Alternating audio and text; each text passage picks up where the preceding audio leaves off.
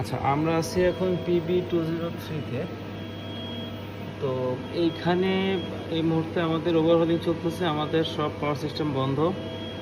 আমাদের এটা পিডিবি পাওয়ার নির্মাণ চলতেছিলাম।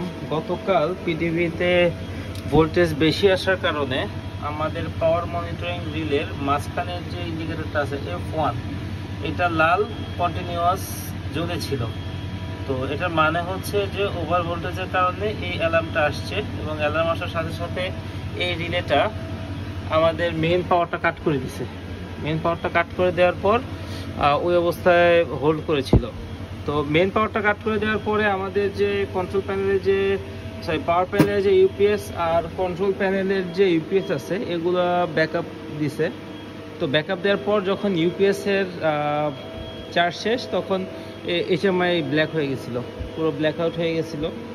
তো আমরা আসার পরে যেটা হয়েছে, আমরা দেখছি যে এখানে F1 অ্যালার্ম আইসা আছে, এবং আমরাতে তো যেহেতু এটা ব্ল্যাক আউট, আমাদের এখান থেকে রিসেট করার কোনো সুযোগ নাই। তো আমরা আসলে তখন ভোল্টেজটা মাপতে পারি নাই যে তখন ভোল্টেজটা কত ছিল। যদি আমরা ধারণা করছি যে তখন ভোল্টেজ হয়তো আমার যে সেটিং ছিল 450 ভোল্ট, তার চেয়ে বেশি ছিল, এই জন্য তখন পর্যন্ত আমার রিলেটা হোল্ড করেছিল। তো আমরা তখন কিছু করতে পারি নাই।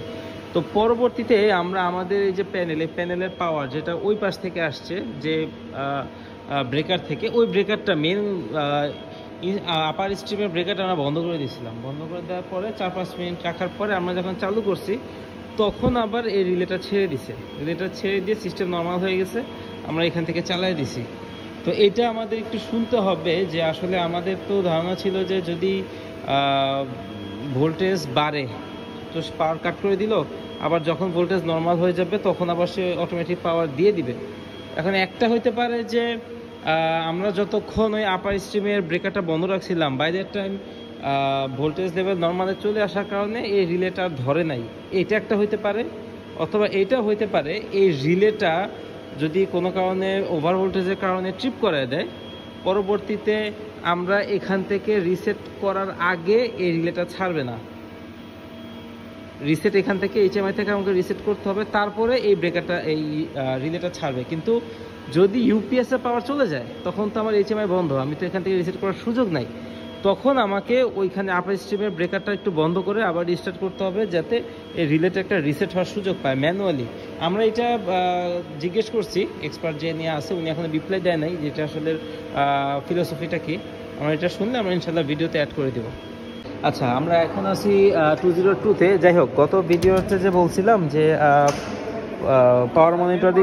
পাওয়ার মনিটরিং রিলে যদি কিভাবে রিসেট করব যদি আমার ইউপিএস এ পাওয়ার চলে যায়, সেটা হচ্ছে কথা হয়েছে এক্সপার্টের সাথে কথা হয়েছে। উনি বলছে যদি কোনো কারণে এখন এটা নর্মাল অবস্থায় আছে, যদি কোনো কারণে পাওয়ার মনিটরিং রিলে লো ভোল্টেজ বা হায়ার ভোল্টেজ বা ফেজ সিকোয়েন্স ফেজ ফেলিওর কোনো কারণে এটা কাট করে দেয় পাওয়ার, এবং এই কাট করা অবস্থায় ইউপিএস এর ব্যাকআপ শেষ হয়ে যায়, কন্ট্রোল ব্যাকআপ, তাহলে এই পুরো প্যানেলের পাওয়ার যেখান থেকে আসছে ওই পাশের একটা প্যানেল থেকে, ওইখান থেকে রিস্টার্ট করতে হবে, তাহলে এটা নর্মালাইজ হবে।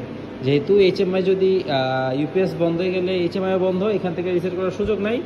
সো ম্যানুয়ালি ওই মেইন আপ স্ট্রিমে পাওয়ার অন অফ করা ছাড়া আর কোনো উপায় নেই এটাকে রিসেট করার।